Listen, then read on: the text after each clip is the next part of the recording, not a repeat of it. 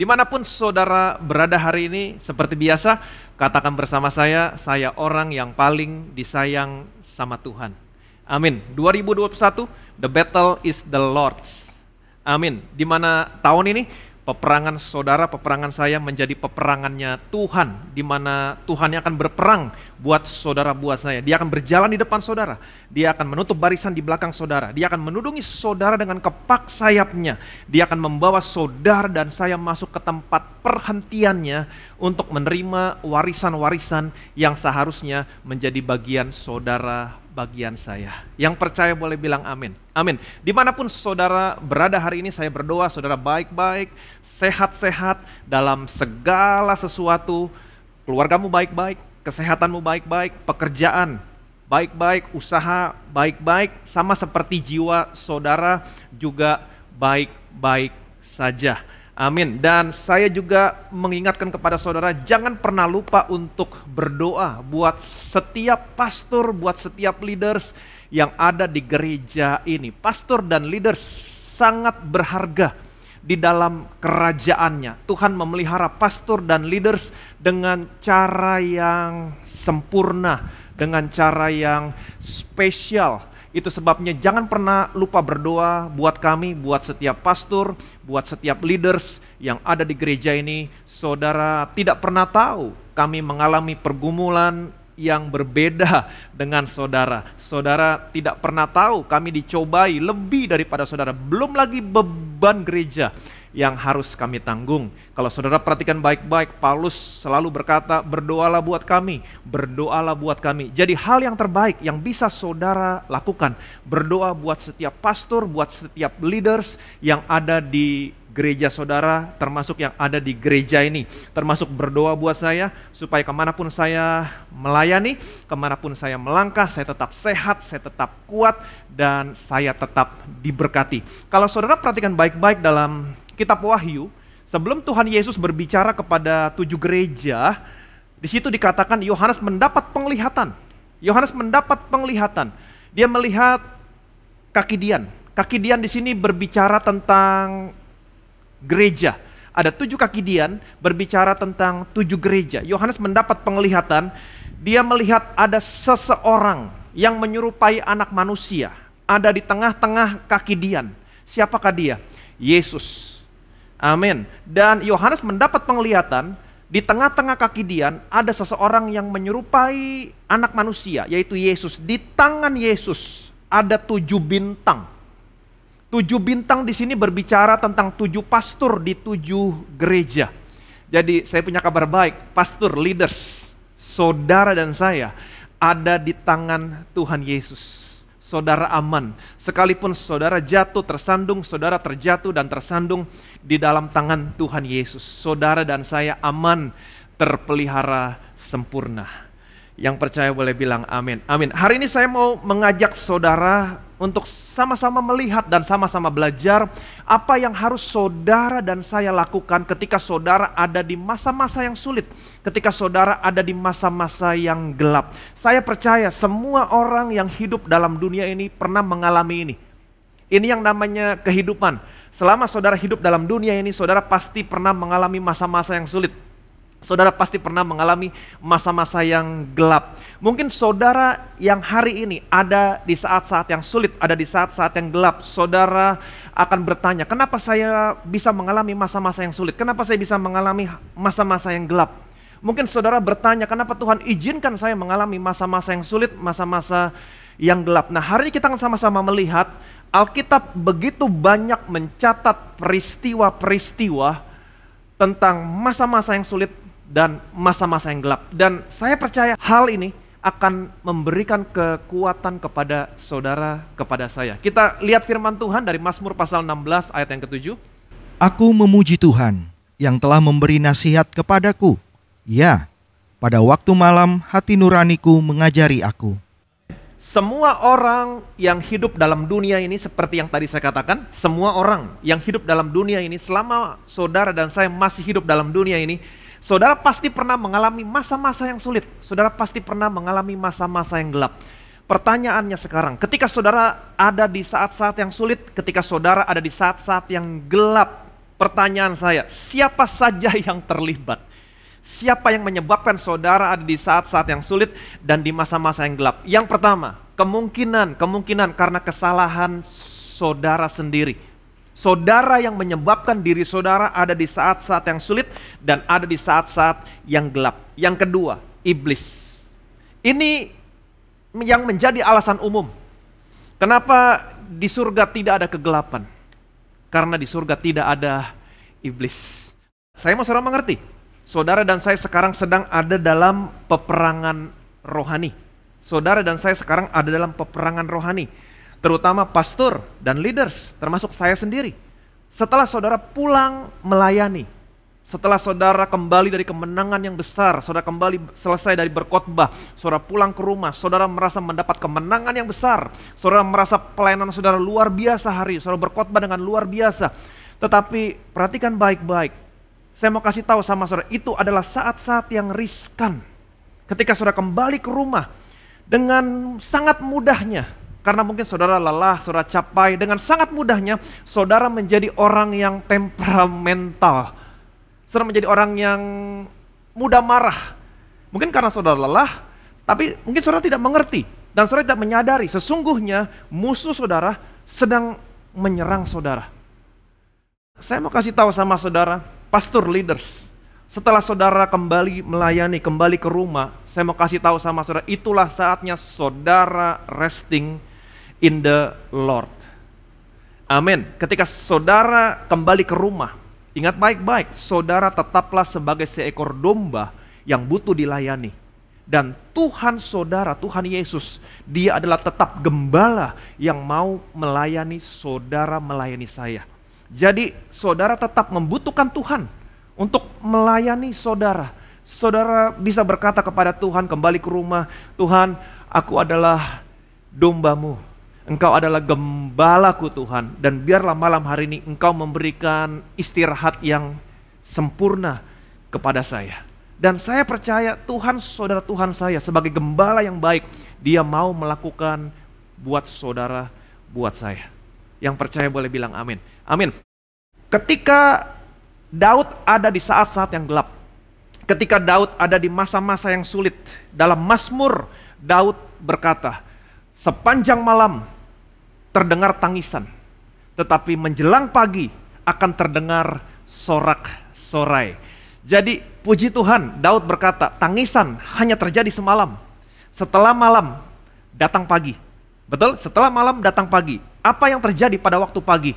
Sorak-sorai. Jadi tangisan hanya terdengar semalam, tetapi menjelang pagi akan terdengar sorak-sorai. Kalau saudara masih ingat, waktu Tuhan memberikan tulah yang ke-9 kepada bangsa Mesir. Apa tulah yang ke-9? Gelap gulita. Kita lihat firman Tuhan dari Keluaran pasal 10 ayat 22 sampai 23. Lalu Musa mengulurkan tangannya ke langit dan datanglah gelap gulita di seluruh tanah Mesir selama 3 hari. Tidak ada orang yang dapat melihat temannya, juga tidak ada orang yang dapat bangun dari tempatnya selama 3 hari. Tetapi pada semua orang Israel ada terang di tempat kediamannya. Waktu kegelapan meliputi seluruh Mesir, Alkitab mengatakan, Alkitab menceritakan bahwa orang tidak bisa melihat temannya, orang gak bisa bangun dari tempatnya selama 3 hari 3 malam. Tetapi pada semua orang Israel ada terang di tempat kediamannya. Dan saya mau saudara mengerti, terang yang ada pada semua orang Israel di tempat kediamannya ini bukan berbicara tentang terang yang natural, yang berasal dari lampu, dari minyak lampu, bukan. Kalau terang yang bangsa Israel miliki adalah terang natural dari lilin, dari lampu, dari api, maka saya percaya bangsa Mesir juga memilikinya. Ingat, siapa tuan, siapa budak. Tuan pasti memiliki lebih daripada apa yang budak miliki. Jadi terang yang ada di rumah orang Israel, di semua tempat kediaman orang Israel, itu bukan berbicara tentang terang yang natural, tapi terang yang supranatural.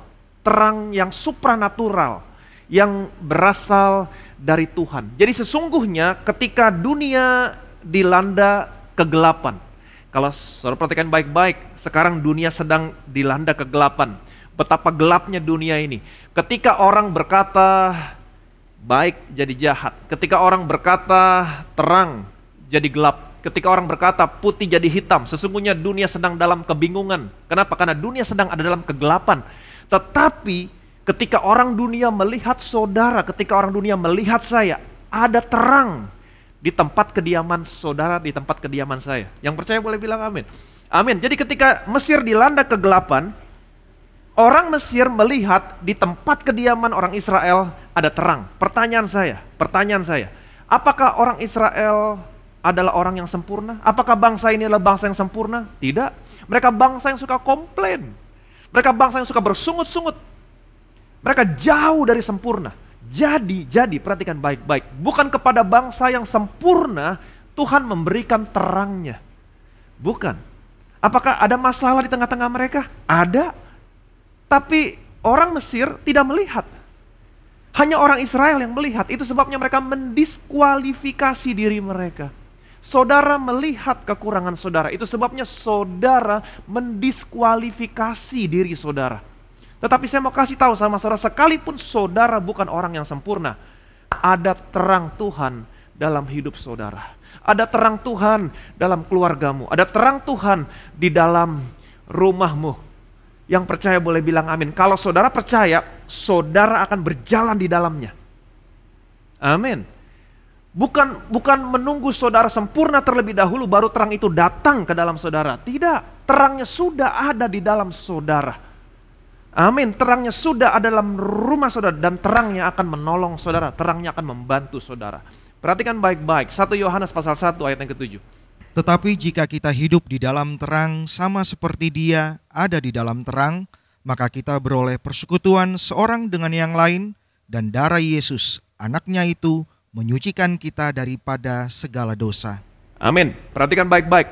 Banyak orang yang menghubungkan ayat ini dengan performance. Kamu harus berbuat baik, kamu harus berbuat benar, kamu jangan sampai berbuat dosa, baru kamu ada di dalam terang.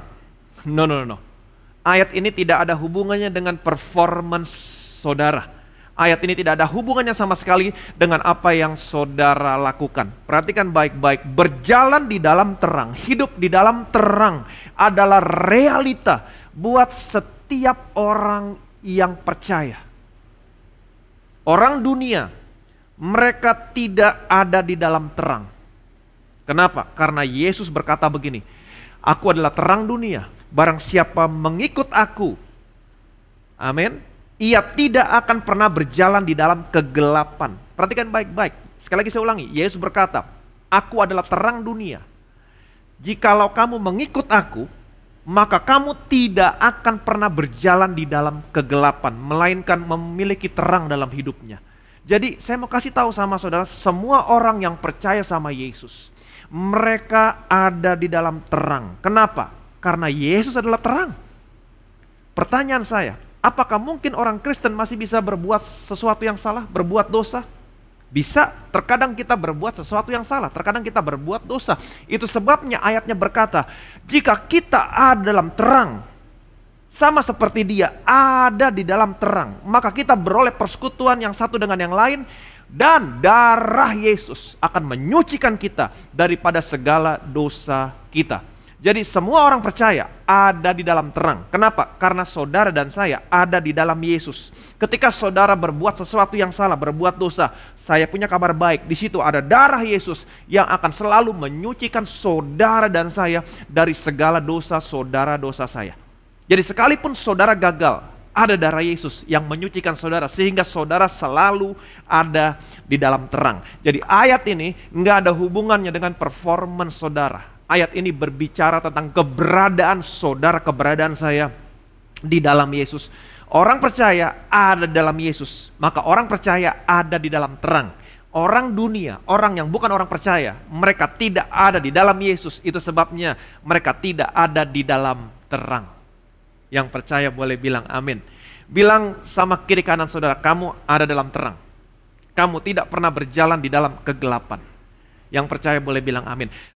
Kalau saudara perhatikan baik-baik di dalam Alkitab. Alkitab begitu banyak mencatat peristiwa di mana anak-anak Tuhan pernah mengalami saat-saat yang gelap. Mengalami saat-saat yang sulit. Kalau saudara masih ingat ketika Daniel ada di kandang singa. Dan saya mau saudara mengerti, singa yang ada di sana bukan singa-singa yang kenyang, tapi singa-singa yang kelaparan. Dari mana saya tahu? Ketika musuh-musuhnya Daniel dilempar ke dalam kandang singa, ke dalam gua singa itu, apa yang terjadi? Singa-singa memakan mereka habis dan menghancurkan tulang-tulang mereka. Jadi saudara bisa melihat semua pahlawan iman, pahlawan-pahlawan iman yang dicatat dalam Alkitab, mereka pernah mengalami situasi yang sulit. Mereka pernah mengalami saat-saat yang gelap. Daniel, Abraham, mereka pernah mengalami masa-masa yang sulit. Mereka pernah mengalami masa-masa yang gelap. Daniel, sekalipun Daniel berbuat sesuatu yang benar, Daniel tetap ada di kandang singa. Dan ketika Daniel ada di kandang singa, apa yang Daniel lakukan? Kita akan sama-sama belajar dari Daniel. Daniel pasal 6, ayat yang ke-24. Lalu sangat sukacitalah raja dan ia memberi perintah supaya Daniel ditarik dari dalam gua itu. Maka ditariklah Daniel dari dalam gua itu dan tidak terdapat luka apa-apa padanya karena ia percaya kepada Allahnya. Saya mau saudara mengerti, raja sangat mengasihi Daniel. Sehari setelah Daniel ada di kandang singa dan setelah raja mengetahui bahwa tidak terjadi apapun atas Daniel, raja sangat bersuka cita. Dan raja memerintahkan untuk menarik Daniel dari gua singa itu. Dan kemudian apa yang terjadi? Alkitab menceritakan lalu ditariklah Daniel dari gua singa itu dan didapatinya tidak terdapat luka apapun atas Daniel. Kenapa? Karena Alkitab berkata, karena ia percaya kepada Allahnya. Apa yang saya mau sampaikan sama saudara? Ketika saudara ada di masa-masa yang sulit, ketika saudara ada di masa-masa yang gelap, yang terbaik yang bisa saudara lakukan adalah percaya. Percaya kepada Tuhan. Amin. Tidak ada sesuatu apapun yang lebih baik yang bisa saudara lakukan selain daripada percaya kepada Tuhan. Jangan bergantung kepada apa yang kamu lihat, tapi bergantung kepada apa yang tidak kamu lihat. Bergantung kepada Tuhan. Amin. Minggu yang lalu kita sudah sama-sama belajar ketika Elisha bersama dengan bujangnya dikepung oleh pasukan kereta kuda yang begitu banyak. Tetapi Elisha, dia bergantung kepada apa yang dia tidak lihat. Dia tetap percaya bahwa yang menyertai dia lebih banyak daripada musuh-musuh yang mengepung dia saat itu. Amin. Dan hari ini saya mau percaya bahwa yang menyertai saudara, yang menyertai saya, malaikat Tuhan lebih banyak daripada musuh-musuh saudara, daripada musuh-musuh saya. Yang percaya boleh bilang amin. Dan saya mau saudara mengerti, yang menyertai saudara, malaikat Tuhan, dia bukan hanya lebih banyak. Tetapi yang menyertai saudara, malaikat Tuhan, dia begitu aktif di saat-saat yang gelap. Jadi ketika saudara ada di masa-masa yang sulit, ketika saudara ada di masa-masa yang gelap, yang menyertai saudara, malaikat Tuhan, dia begitu aktif menolong saudara, menolong saya. Jadi bukan hanya setan yang aktif di masa yang gelap, tapi malaikat Tuhan begitu aktif. Kalau saudara banyak menemukan dalam Alkitab, perjanjian lama, perjanjian baru, saudara akan banyak menemukan di mana malaikat Tuhan begitu aktif di malam hari. Di saat-saat yang gelap, di masa-masa yang sulit. Kita lihat Kisah pasal 5 ayat 18 sampai 20. Mereka menangkap rasul-rasul itu lalu memasukkan mereka ke dalam penjara kota.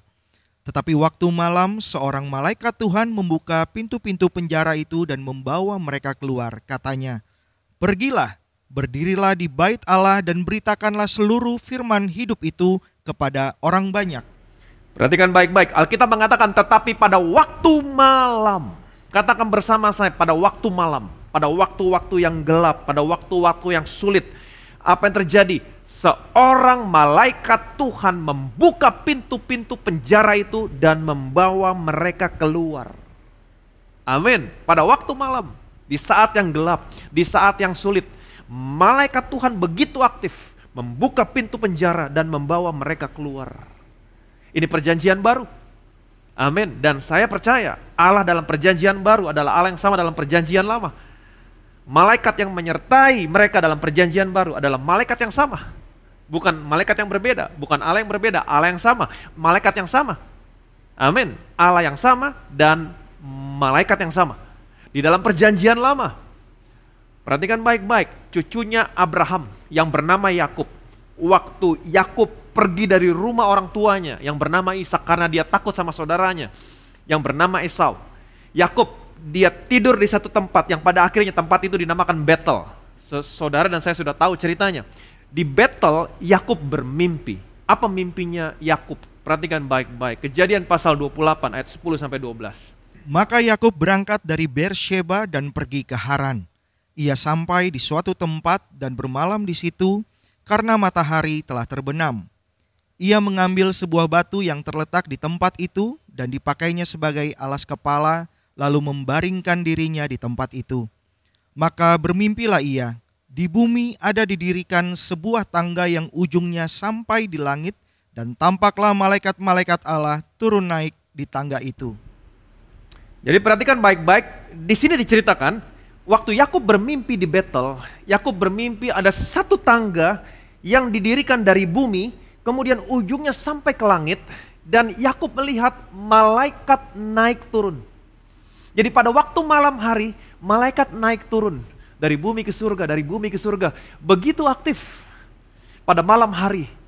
Jadi saudara dan saya jangan pernah takut ketika saudara dan saya mengalami masa-masa yang sulit, ketika saudara mengalami masa-masa yang gelap. Kalau saja Yakub bisa melihat pada malam hari, malaikat begitu aktif turun naik ke surga, dari bumi ke surga, dari surga ke bumi, turun naik. Tetapi hari ini saya punya kabar baik, saudara dan saya punya sesuatu yang lebih baik daripada Yakub. Karena apa yang Tuhan Yesus lakukan. Alkitab berkata, saudara dan saya tidak lagi datang kepada gunung yang dapat disentuh, kepada api yang menyala-nyala, kepada angin badai. Apa gunung yang dapat disentuh? Gunung Sinai. Tetapi saudara dan saya datang ke Bukit Sion, Gunung Sion, Yerusalem surgawi, kota Allah yang hidup. Dengan kata lain, karena apa yang Tuhan Yesus lakukan, saudara dan saya tidak lagi hidup di bawah hukum Taurat, tetapi saudara hidup di bawah kasih karunia. Dan buat orang-orang yang hidup di bawah kasih karunia, kabar baiknya, saudara dan saya punya malaikat yang tidak pernah terhitung banyaknya di sekeliling saudara. Yang percaya boleh bilang amin. Katakan sama kiri kanan saudara, kamu punya malaikat yang tidak terhitung banyaknya di sekeliling kamu. Amin. Saudara punya sesuatu yang lebih baik daripada Yakub. Hari ini saudara dan saya punya malaikat, innumerable company of angels. Malaikat yang tidak terhitung banyaknya ada di sekeliling saudara dan saya. Jadi jangan pernah takut. Dan saya juga punya kabar baik buat saudara. Ketika saudara di masa-masa yang sulit, ketika saudara di masa-masa yang gelap, Tuhan akan selalu datang melawat saudara untuk memberikan kemenangan sama saudara sama saya. Jadi ketika saudara mengalami masa yang sulit, masa yang gelap, nantikan kemenangan yang daripada Tuhan. Kalau saudara lihat pada zaman Raja Hizkia, Yerusalem pernah dikepung oleh Raja Sanherib, rajanya Asyur. Sanherib mengirimkan surat kepada Hizkia. Kemudian Hizkia membawa surat ini ke hadapan Tuhan dan dia berdoa kepada Tuhan, dan Tuhan menjawab doanya Hizkia. Dan Tuhan berkata kepada Hizkia, mereka tidak akan mendatangi kamu ke kota ini. Tidak ada anak panah yang ditembak ke kota ini. Mereka tidak akan mendatangi kamu dengan perisai. Amin. Mereka tidak akan mendirikan tembok mengelilingi kota ini untuk mengepung kamu. Tidak akan. Melalui jalan mereka datang, melalui jalan itu juga mereka akan pergi. Sebab aku akan melindungi kamu oleh karena aku dan karena hambaku Daud. Amin. Setelah itu saudara tahu apa yang Tuhan lakukan? Perhatikan baik-baik. 2 Raja-Raja 19. Maka pada malam itu keluarlah malaikat Tuhan, lalu dibunuhnyalah 185.000 orang di dalam perkemahan Asyur. Keesokan harinya pagi-pagi tampaklah semuanya bangkai orang-orang mati belaka. Alkitab mengatakan, maka pada malam itu keluarlah malaikat Tuhan. Pada malam itu, lagi-lagi Alkitab mencatat di waktu malam, di waktu-waktu yang gelap, keluarlah malaikat Tuhan.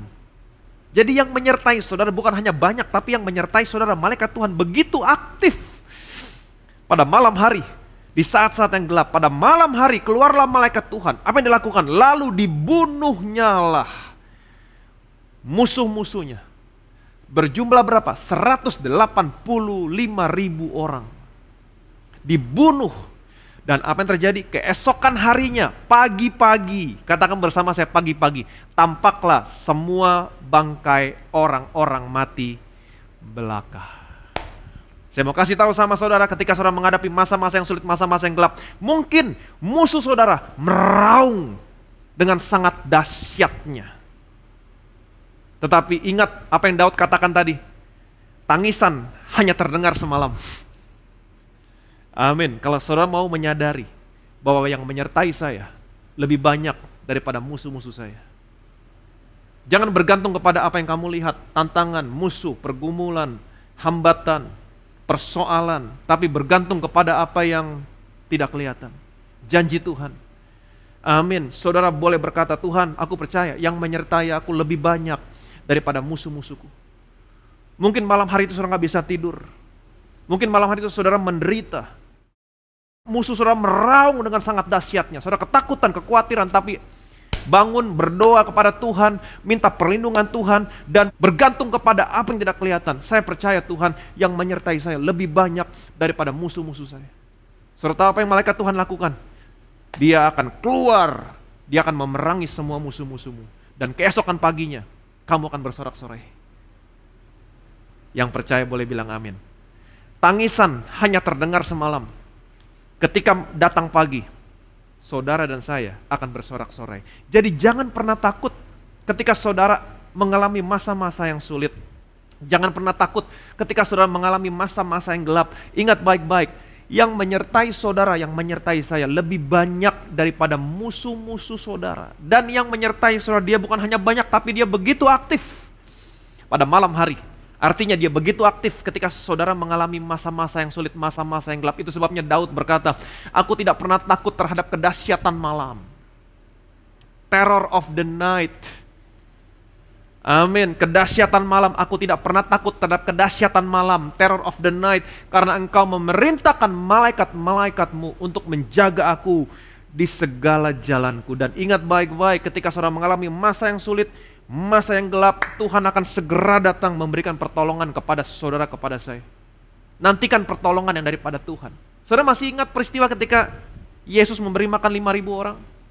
Setelah Yesus memberi makan 5.000 orang, apa yang Yesus lakukan? Perhatikan baik-baik, Yohanes pasal 16-21. Dan ketika hari sudah mulai malam, murid-murid Yesus pergi ke danau lalu naik ke perahu dan menyeberang ke Kapernaum.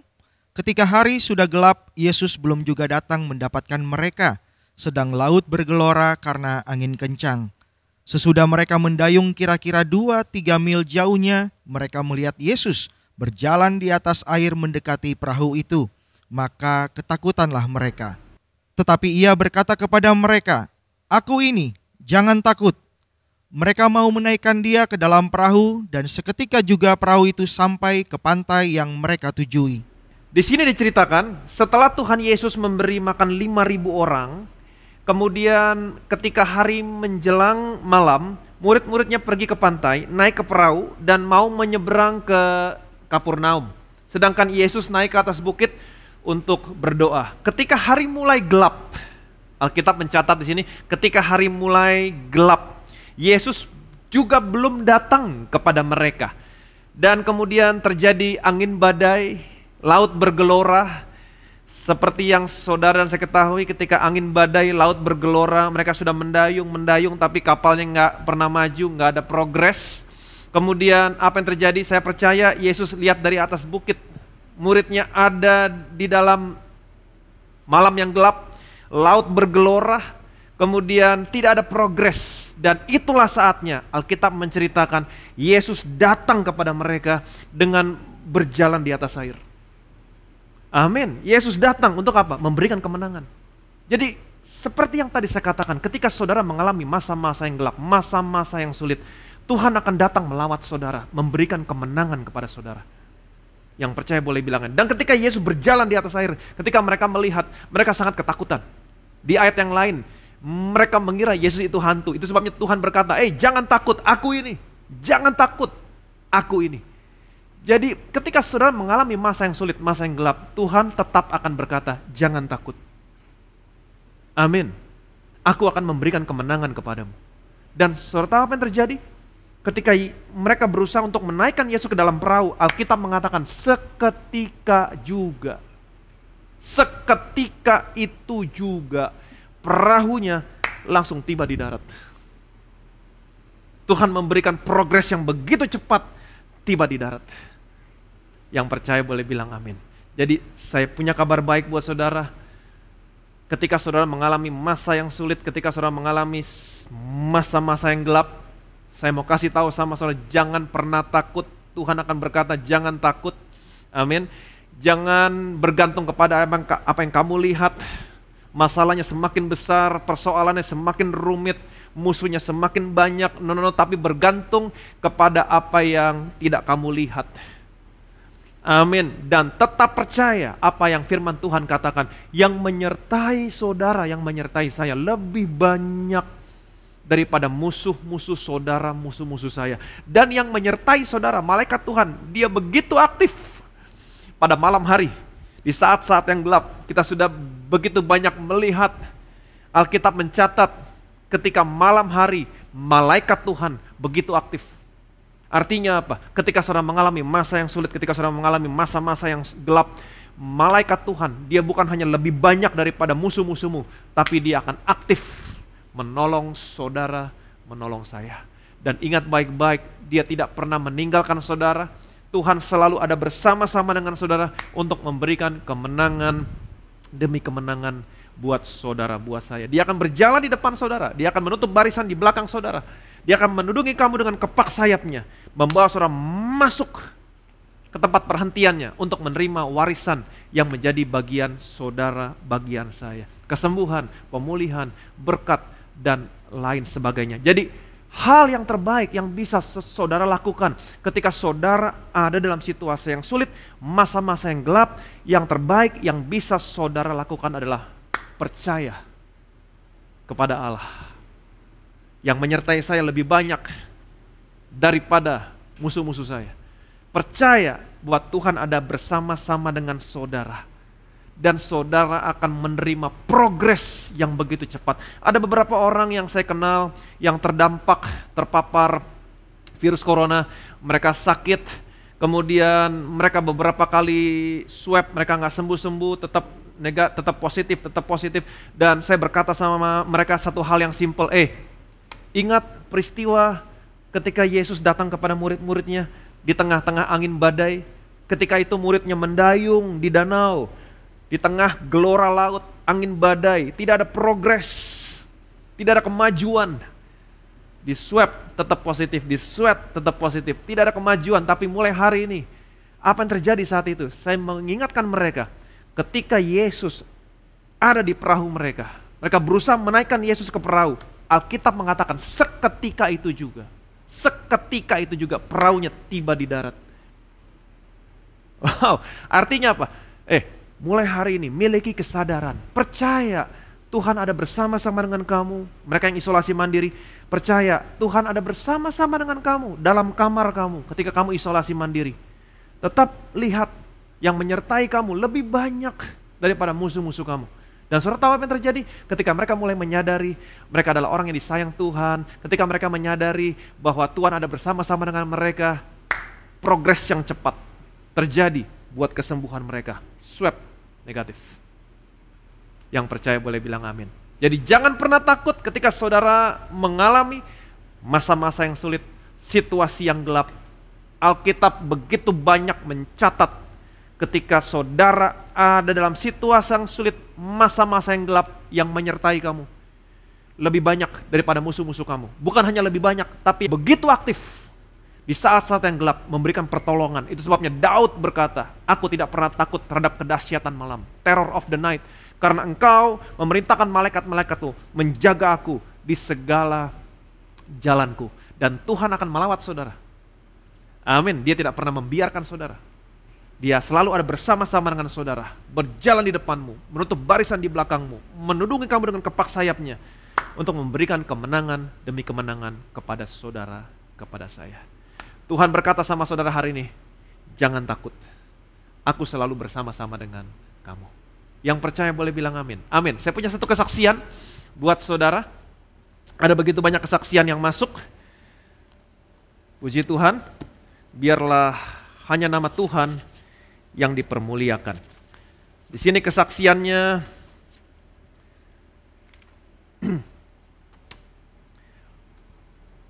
Shalom, puji Tuhan. Saat ini saya mau memberikan kesaksian tentang kasih Tuhan yang dilimpahkan kepada saya melalui Injil kasih karunia Tuhan yang saya dengarkan melalui Bethesda Church. Kami sekeluarga baru mengenal Injil kasih karunia Tuhan di tahun 2019 melalui seorang sahabat saya, Ibu Ida Raharjo, jemaat di Bethesda Church. Pengenalan ini membuat kami fokus pada pribadi kasih karunia itu sendiri, yaitu Yesus dan karyanya yang sudah selesai di atas kayu salib. Ketika kami benar-benar menyadari betapa Dia mengasihi kami dengan sempurna, benar-benar menghilangkan semua ketakutan dan sebaliknya menghasilkan rasa damai sejahtera yang melampaui segala akal. Mei 2019 sampai dengan Februari 2020, karena kasih karunia Tuhan, suami saya dapat melalui 2 kali operasi, 18 kemoterapi, dan 25 radioterapi tanpa mengalami efek negatif yang diakibatkan oleh treatment-treatment tersebut. Kami menerima kekuatan melalui Yesaya pasal 53 ayat yang keempat yang selalu disampaikan Pastor Ivan. Penyakit dan kesengsaraan kita yang sudah dipikul Yesus di atas kayu salib adalah termasuk penderitaan akibat treatment. Amin. Sehingga kami rutin melakukan perjamuan kudus dengan cara yang benar sebelum suami saya melakukan treatment, sambil kami mendeklarasikan ayat tersebut, dan oleh bilur-bilurnya suami saya sudah sembuh. Puji Tuhan, sekarang suami saya sudah bebas kanker. Ada kalimat yang disampaikan sahabat saya, Ibu Ida, yang menjadi rema yang kuat dalam hati kami. Sembuh itu adalah keinginan hatinya Tuhan Yesus, karena pelayanan Dia selama di dunia ini adalah menyembuhkan. Amin. Kami sangat bersyukur karena kami dikelilingi oleh para sahabat, para mentor, saudara-saudara yang standing in faith with us, dan terbukti bahwa pengharapan di dalam Yesus tidak akan pernah sia-sia. Di awal 2020 saya mendapat wish card Bethesda Church sewaktu komsel di rumah sahabat saya yang dilayani oleh Pastor Ivan. Kami juga mengimani visi Bethesda Church 2020 The Year of Open Doors sebagai visi untuk keluarga kami. Di wish card saya menuliskan permohonan doa agar suami saya bebas kanker untuk selamanya. Dan sepanjang tahun 2020 selama 3 kali CT scan, suami saya dinyatakan bersih dari kanker. Puji Tuhan, segala kemuliaan hanya untuk Tuhan Yesus. Kami mengimani apa yang kami baca di renungan harian Bethesda Church, bahwa kami mendasarkan iman kami pada sesuatu yang tidak pernah pudar, kepada apa yang tidak kelihatan. Amin, yaitu karya salib Yesus. Oleh karena kasih karunia Allah melalui pekerjaan anaknya yang sudah selesai, maka suami saya sembuh sekali untuk selamanya. Kebaikan Tuhan tidak pernah berhenti sampai di situ. Sepanjang tahun 2020 di tengah-tengah masa pandemi, Tuhan Yesus terus membukakan pintu-pintu yang baik buat keluarga kami. Puji Tuhan, anak sulung kami mendapatkan beasiswa kuliah sampai 50% di setiap semester karena nilainya memenuhi syarat. Di salah satu khotbah, Pastor Ivan pernah membahas pengkhotbah 9 ayat 11, di mana kita mengajarkan kepada anak-anak untuk selalu mengandalkan Tuhan dalam menghadapi ujian-ujian sekolah. Pada waktu anak bungsu kami membutuhkan dana untuk membeli kado perpisahan buat teman-teman sekolahnya, dia tidak mengandalkan kami. Dia berjualan makanan dan Tuhan memberkati usahanya sehingga dana terkumpul melebihi yang dia harapkan, melebihi ekspektasinya. Kami sangat bersyukur melihat anak-anak bergantung pada kasih karunia dan kemurahan Tuhan. Tuhan bahkan membukakan pintu untuk saya berjualan online, di mana itu adalah hal yang tidak pernah saya lakukan sebelumnya. Suami saya bahkan diizinkan full bekerja dari rumah selama 10 bulan sejak bulan Maret tanpa ada pemotongan gaji. Bahkan di akhir tahun 2020 di tengah pandemi dan banyak teman-teman kantornya yang terkena pemutusan hubungan pekerjaan, tetapi suami saya malah mendapatkan promosi, kenaikan jabatan. Betul-betul itu semua hanya kasih karunia dan kebaikan Tuhan. Puji Tuhan, kami sangat bersyukur untuk pemberitaan Injil kasih karunia Tuhan yang disampaikan Pastor Ivan, sehingga melalui Injil kasih karunia pribadi Yesus hadir di tengah-tengah gerejanya. Permohonan doa yang lain akan kami teruskan di tahun 2021 karena kami percaya bahwa Tuhan akan terus membukakan pintu-pintu yang baik buat kami. Wahyu pasal 3 ayat yang ke-7, karena Yesus sendiri akan berjalan di depan kami, menutup barisan di belakang kami. Bahkan di tahun 2021 Tuhan akan membawa kami masuk ke tempat perhentiannya, sehingga kami akan mengalami dan melihat perbuatan-perbuatan Tuhan yang lebih ajaib, yang lebih besar lagi di seluruh area kehidupan kami. Jadi jangan pernah takut ketika saudara mengalami masa yang sulit, saat yang gelap, orang jatuh sakit, orang terkena PHK, apapun kita bisa melihat mereka mengalami tantangan pergumulan yang begitu berat. Tapi hari ini saya mau saudara melihat jangan kepada masalah pergumulan, jangan melihat kepada apa yang kelihatan, tapi hari ini alihkan pandanganmu bergantung kepada apa yang tidak kelihatan. Dan saya percaya yang menyertai saudara, yang menyertai saya di saat yang gelap ini begitu banyak, lebih banyak daripada musuh-musuh saudara. Dan mereka begitu aktif memberikan pertolongan, menjaga saudara, memproteksi saudara. Dan Tuhan juga tidak akan pernah tinggal diam buat anak-anaknya. Dia akan melawat saudara, memberikan kemenangan demi kemenangan. Dia akan berjalan di depanmu, dia akan menutup barisan di belakangmu, dia akan menudungi kamu dengan kepak sayapnya untuk membawa kamu masuk ke tempat perhentiannya, untuk menerima warisan yang menjadi bagian saudara, bagian saya. Yang percaya boleh bilang amin. Amin. Bapa dalam surga, betapa kami bersyukur Tuhan kami memiliki Allah yang seperti Engkau. Kami percaya Tuhan, sekalipun dunia dalam kegelapan, ada begitu banyak masalah, tantangan, pergumulan, tetapi buat gereja Tuhan, buat anak-anak Tuhan selalu ada janji, selalu ada kabar baik. Itu sebabnya kami tidak mau bergantung kepada apa yang kami lihat, tantangan, pergumulan, persoalan, tapi kami mau bergantung kepada apa yang tidak kelihatan, kepada janji-Mu Tuhan.